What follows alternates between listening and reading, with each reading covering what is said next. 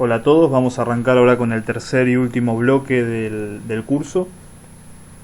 Lo que vamos a ver hoy es un poco el aspecto interdisciplinario de la cristalografía y cómo eso nos puede servir por ahí para desarrollar algunas actividades o realizar algunas propuestas. Si ustedes recordarán, hace tiempo, se les mandó, se les compartió quizás con el material bibliográfico un artículo de Cardona donde se presentan diferentes definiciones de interdisciplinariedad, ¿no? O sea, ¿qué se entiende por este concepto que todos alguna vez hemos usado o hemos escuchado y que cada vez se está trabajando un poco más? Si se remiten a ese artículo, lo que van a ver es que una de las definiciones de interdisciplinariedad la da Visser en el 2002, ¿sí? Es algo bastante reciente, y él dice que tenemos que entender la interdisciplinariedad como las aplicaciones de métodos y procedimientos de una disciplina a un problema definido dentro de otra área interdisciplinaria. Es decir, yo tengo un campo que es interdisciplinario, ya por su naturaleza, que podría ser la cristalografía. Tengo un problema dentro de ese campo y lo que aplico son métodos y procedimientos de otras disciplinas para poder trabajarlo, ¿sí? Esa sería la concepción de Visser sobre la interdisciplinariedad. Piaget, obviamente citado por otro autor en el 2003, nos dice que la interdisciplinariedad es un método en el que la cooperación entre varias disciplinas provoca intercambios reales, existiendo reciprocidad. Es decir, varias disciplinas, ¿sí? Se pueden utilizar para poder entender, digamos, un determinado tema, ¿no? A esto se refiere cuando habla acá de intercambios que son reales. Después Falla, en 1999, esto es un poco más viejo, digamos, dice que la interdisciplinariedad es la transferencia de métodos de una disciplina hacia otra. O sea, hay una serie de métodos o técnicas, si se quiere, que se utilizan en una disciplina, se pueden aplicar en otras y eso se lo entiende como interdisciplinariedad. Y después Lertora, en el 2000, va a decir que la interdisciplinariedad se presenta cuando el problema está planteado en términos tales que no puede ser resuelto desde una sola disciplina. Es decir, yo tengo un problema concreto y para poder resolverlo, necesito trabajar con diferentes disciplinas.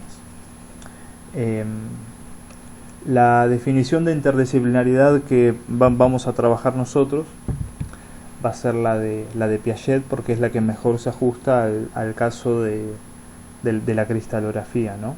La cristalografía utiliza diferentes ciencias que intercambian, digamos, conocimientos entre sí, cooperan, y eso sirve, para poder entender un determinado concepto. En general no se utilizan para resolver un problema, sino que más bien se utilizan, digamos, para poder entender, digamos, un contenido nuevo, que es algo que no se propone en las otras tres definiciones, por ejemplo. ¿Qué otras disciplinas hemos mencionado hasta ahora? Bueno, hemos hablado de química, de física, de matemática, también hemos hablado algo de geología. De matemática no hemos hablado exactamente de matemática, pero hemos nombrado elementos de matemática que se utilizan acá. Y también hemos tocado algo de ciencia de los materiales, desde el punto de vista de las propiedades y de cómo estas propiedades están asociadas con la estructura interna o el ordenamiento de los átomos que componen esos materiales.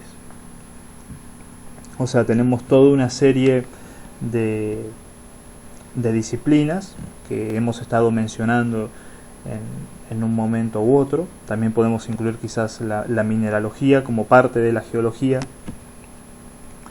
y que están íntimamente relacionadas con el estudio de la cristalografía o que se utilizan en cristalografía, y que de hecho históricamente se han utilizado para poder formar muchos de los conceptos que tiene la disciplina esta como tal.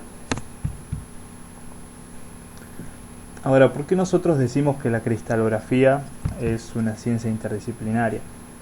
Bueno, como fuimos viendo, la química nos ha aportado conceptos que son elementales, pero que son importantes para la cristalografía, como son el concepto de átomo, molécula, ion y cualquier otro ente, digamos, de este tipo.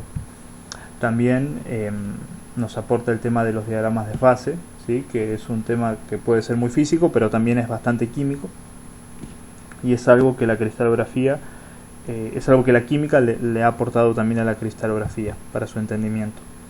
La física, bueno, por un lado hemos hablado de los rayos X, ¿sí? Esto está relacionado un poco con la teoría de fotones, digamos, y toda la parte cuántica asociada a los rayos X, y después toda la parte de ondas asociada a los mismos rayos, ¿no? Difracción, ¿no? Que es el fenómeno principal, un fenómeno de mecánica clásica, digamos, o de física clásica, y lo que son las técnicas de caracterización, que hemos hablado de difracción de rayos X, microscopía electrónica de barrido, microscopía electrónica de transmisión, el uso de microscopios ópticos, bueno, todo este tipo de cosas que nos sirven para caracterizar un material, y que si bien por ahí están más vinculados con lo que es la ciencia de los materiales, porque se utilizan para estudiar materiales, también se abordan en física, ¿no? Y sus fundamentos son todos físicos. Matemática, ¿sí? Hemos trabajado con conceptos de geometría básica como el de esfera, paralelepípedos, planos, puntos. Por ejemplo, para definir qué era una red de Bravais, lo definíamos de forma matemática, y cómo esa red de Bravais forma una gran red tridimensional, bueno, también se explica matemáticamente. Y geología, hemos hablado de hábitos cristalinos, hemos hablado de minerales, rocas, vidrios volcánicos. A los hábitos cristalinos, yo no dije lo que eran, pero mencionamos algunas cosas. Por ejemplo, el hábito cristalino es la morfología externa que tiene un mineral. Si ustedes se acuerdan, el cuarzo tiene una morfología externa que parece un prisma, ¿no? Eso se lo llama hábito cristalino prismático. Y por ejemplo, los cristales de cloruro de sodio forman cubos, al igual que los cristales de pirita, por ejemplo, y esos también son hábitos cristalinos característicos de esos materiales, y que están relacionados, bueno, con el ordenamiento interno de los átomos. O sea, como se puede ver, la cristalografía es una ciencia interdisciplinaria porque necesita conocimientos de muchas áreas, química, física, matemática, geología, ciencia de los materiales e incluso, bueno, biología, cuando uno ya trabaja con cristales que son de naturaleza orgánica, y eso está asociado a sistemas biológicos. Por ejemplo, en el oído nosotros tenemos una serie de cristales que son muy importantes para mantener, digamos, ciertas nociones del movimiento, ¿no? Y no marearnos y no caernos. Bueno, todo eso que está relacionado con cristalografía también está vinculado con la parte de biología, así que en algunos casos también la biología, o sea, entraría dentro de esto. En base a esto podemos decir varias cosas. En primer lugar, la cristalografía se ha ido conformando a partir de varios campos del conocimiento. Históricamente, bueno, ha comenzado con el estudio hecho por geólogos, ¿sí? Que se han interesado más por ver cómo son los hábitos cristalinos de los minerales, cómo son las formas de las rocas. Después el descubrimiento de los rayos X permitió ver cómo era la estructura interna. Había ciertas suposiciones ya por parte de los químicos de que los átomos se tenían que ordenar de cierta manera, y todo ese conocimiento, bueno, se ha ido aplicando en ciencia de los materiales y después ya ha tenido aplicaciones en el campo más tecnológico. O sea, si queremos que un material se comporte de determinada forma, bueno, tenemos que hacer que los átomos adentro tengan determinada estructura.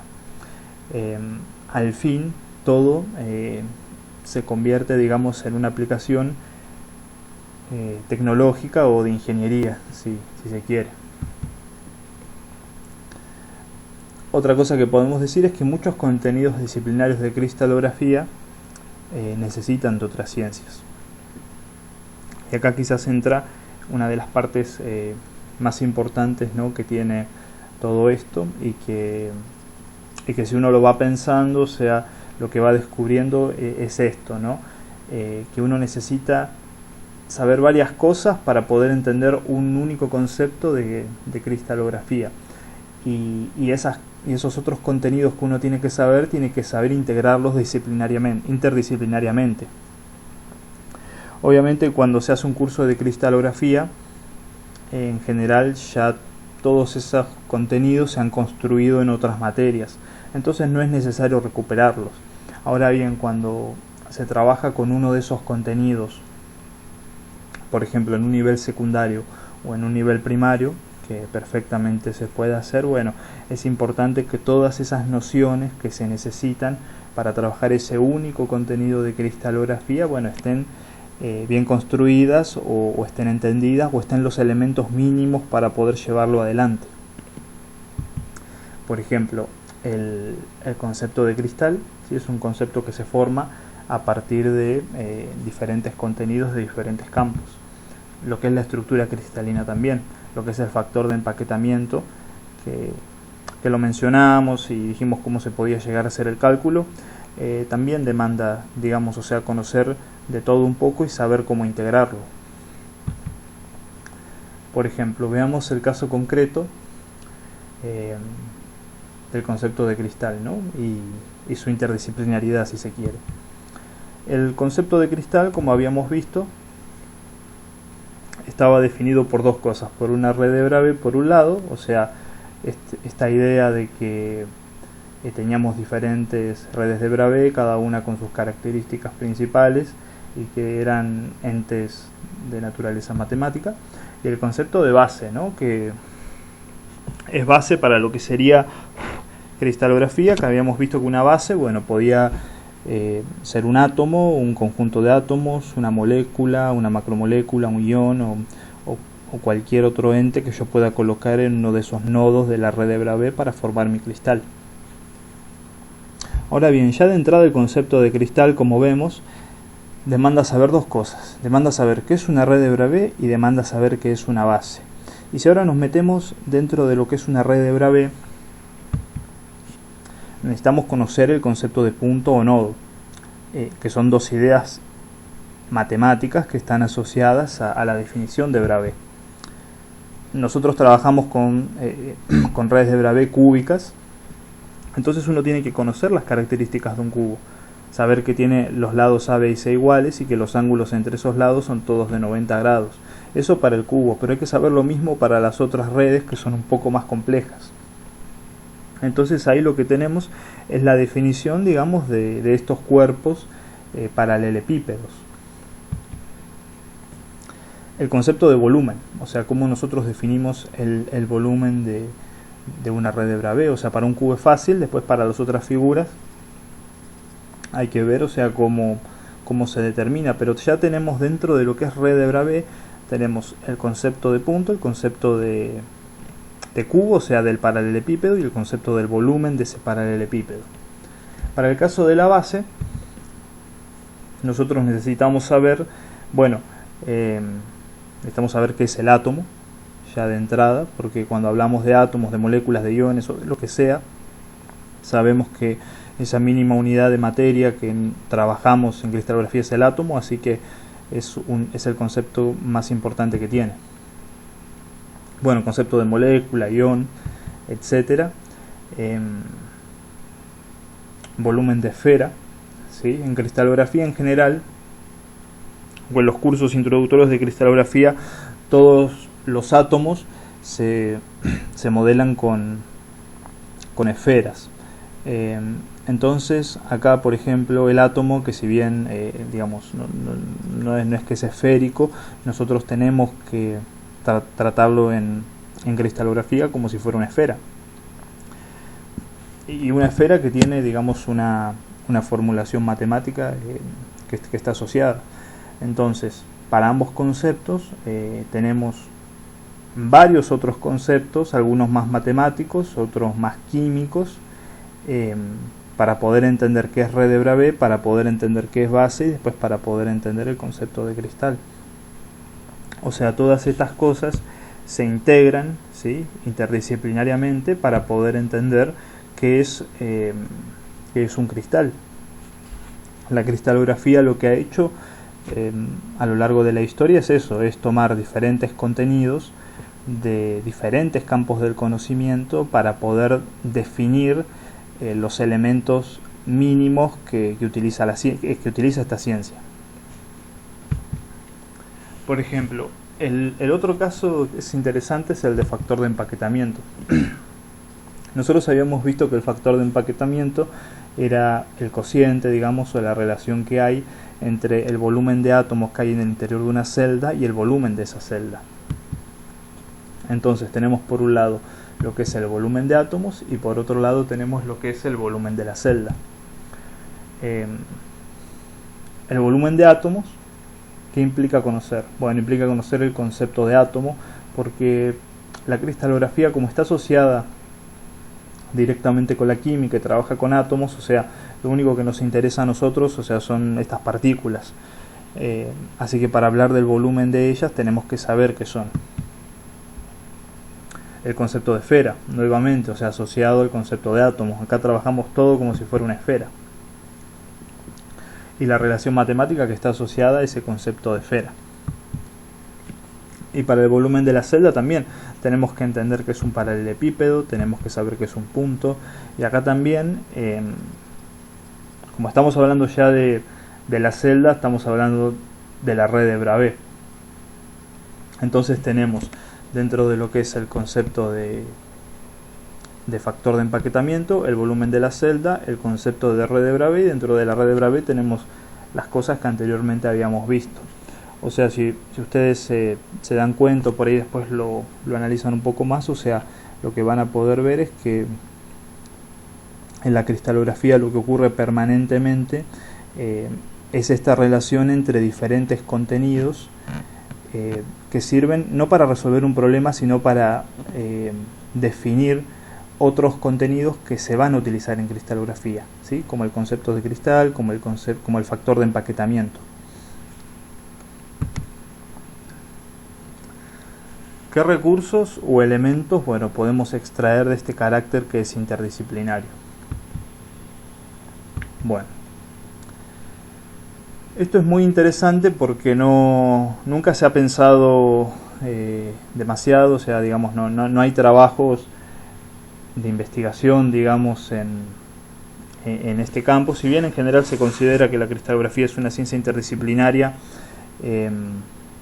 nadie, digamos, se ha puesto seriamente a analizar los pilares de esto, y por eso el curso nos pareció interesante, bueno, darle un enfoque que fuese diferente. O sea, además de hablar un poco de qué es la cristalografía, cuáles son los elementos, bueno, mencionar un poco que están estas otras cosas que pueden ser utilizadas y que por ahí todavía no se han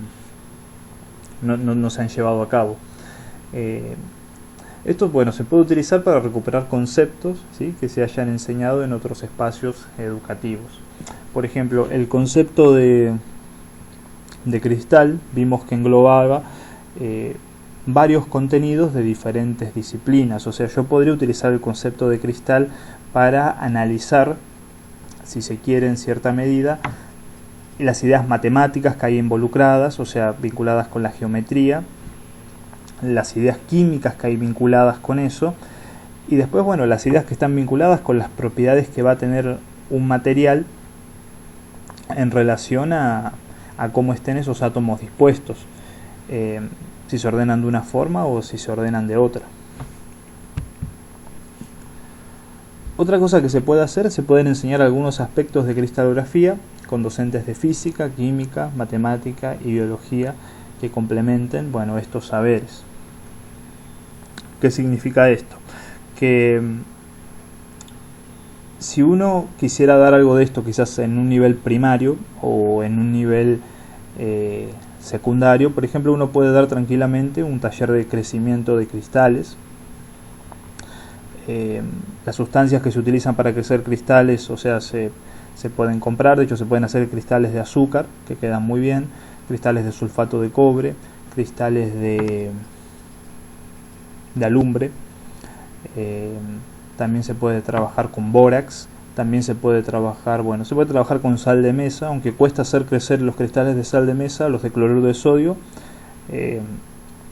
Yo conozco casos de chicos de nivel primario que lo han hecho, con la guía de los maestros obviamente, y han salido bien, ¿no?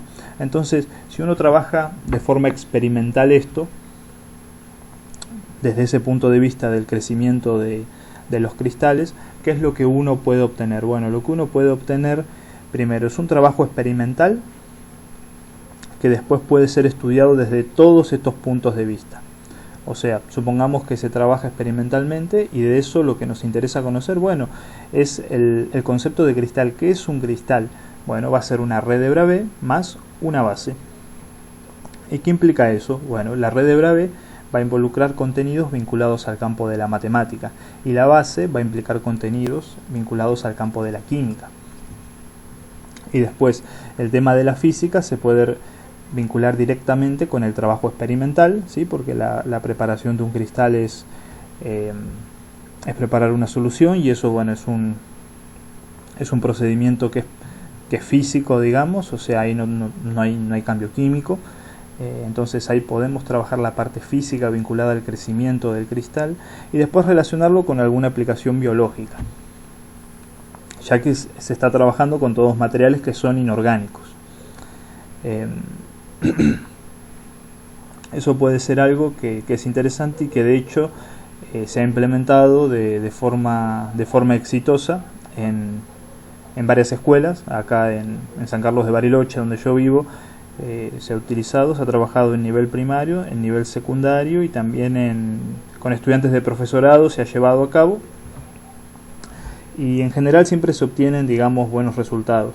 Además, todo lo que es la parte experimental, en general a los chicos de primaria y de secundaria les parece muy interesante y se divierten y los cristales toman colores y formas particulares y bueno, ahí con el tema de las formas uno también puede hablar un poco de la geología, relacionar esos cristales con minerales que se obtienen. Entonces, a partir de un concepto muy básico de cristalografía, como es el concepto de cristal, o sea, uno puede hacer un mapa de trabajo que involucre todas estas cosas y para que se integren de forma interdisciplinaria. Se podría hacer un taller sin ningún problema.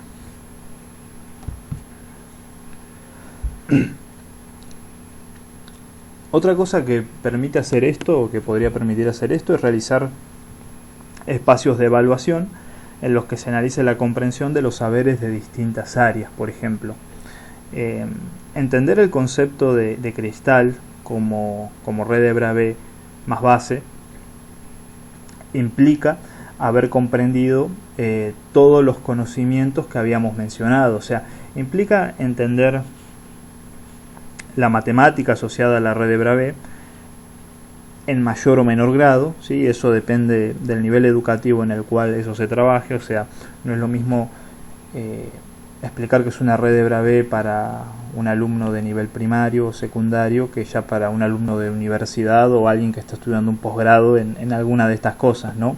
O sea, hay diferentes grados de matemática en esto, pero es importante entender la matemática que está asociada a esa red de Bravais para entender qué es el cristal. Y pasa lo mismo con el tema de la base. O sea, entender qué es una base implica también comprender todas esas nociones químicas y matemáticas que están asociadas para saber qué es una base cristalográfica. Entonces, de alguna manera, si todos esos contenidos están bien construidos, es decir, están aprendidos, el concepto de de cristal, digamos, tendría que estar bien construido. O sea, entender que es un cristal implica entender todo lo que está detrás de eso. Y esa es una forma en la cual, bueno, uno puede establecer una evaluación, en el sentido de que uno puede ver, bueno, cuáles son los contenidos que no ha entendido, que no le permitieron entender, bueno, qué es lo que nosotros hemos denominado como cristal. Entonces puede ser una herramienta para detectar, digamos, ciertas falencias en alumnos de cualquier nivel, quizás más en alumnos de nivel primario, donde se comienzan a ver las figuras geométricas, las formas. En secundaria por ella se puede trabajar más con el átomo, y tiene, bueno, aplicaciones directas que son de este tipo. Originalmente este curso iba a ser un taller, o sea, y como ustedes sabrán, un taller tiene una modalidad que es diferente a la modalidad que se realiza con un curso. En el taller, o sea, la forma que habíamos planeado llevar adelante la propuesta iba a ser de tal manera que los contenidos que íbamos a ir viendo los íbamos a ir analizando uno por uno de forma interdisciplinaria. Como eso no se pudo hacer, y como es muy difícil realizarlo de forma virtual, porque uno necesita, para enseñar lo más completo posible esto, necesita trabajar con modelos que sean visibles y que ustedes puedan armar. Hemos decidido, bueno, digamos, trabajar primero la parte de cristalografía y después, bueno, hacer mención de algunas de estas cosas vinculadas a este carácter interdisciplinario de la cristalografía. Como podrán ver, no hay bibliografía de esto, y por eso, digamos, o sea, el curso es innovador en ese sentido, porque, bueno, trae una visión diferente de una ciencia, digamos, que si bien no es no es una ciencia tan vieja, tampoco es una ciencia tan nueva, así que es eso un poco el aporte que queríamos hacerles con todo el curso. Bueno, acá termina el bloque 3. Uno puede seguir hablando de esto mucho más tiempo, al igual que del bloque 1 y del bloque 2, o sea, son temas muy largos. Acá los hemos abordado de forma breve, porque es un curso que, digamos, dura una semana o 3-4 días, pero cada una de estas cosas, tanto la parte de cristalografía, tanto la parte de materiales, tanto la parte de difracción, se suelen abordar en materias separadas. O sea, hay una materia que es cristalografía, hay una materia que es difracción de rayos X, hay una materia que es caracterización de materiales, otra que es ciencia de los materiales. Entonces, todo esto, digamos, es mucho más profundo que lo que yo cuento acá, pero la idea de esto no es que sea profundo, sino que sea un vistazo a un panorama general, digamos, de lo que es la cristalografía, que muchas veces no se trabaja en los niveles universitarios, ¿no? Y tampoco quizás a veces en los niveles ya más de posgrado, ¿no? A no ser que sea gente que se especialice en el estudio de materiales. Así que acá, bueno, con esto damos fin al bloque 3 y bueno, ahora nos queda únicamente la reunión del jueves, donde, bueno, vamos a seguir conversando un poco de estas cosas, ver las dudas, ver qué les pareció y bueno, charlar el tema de la evaluación.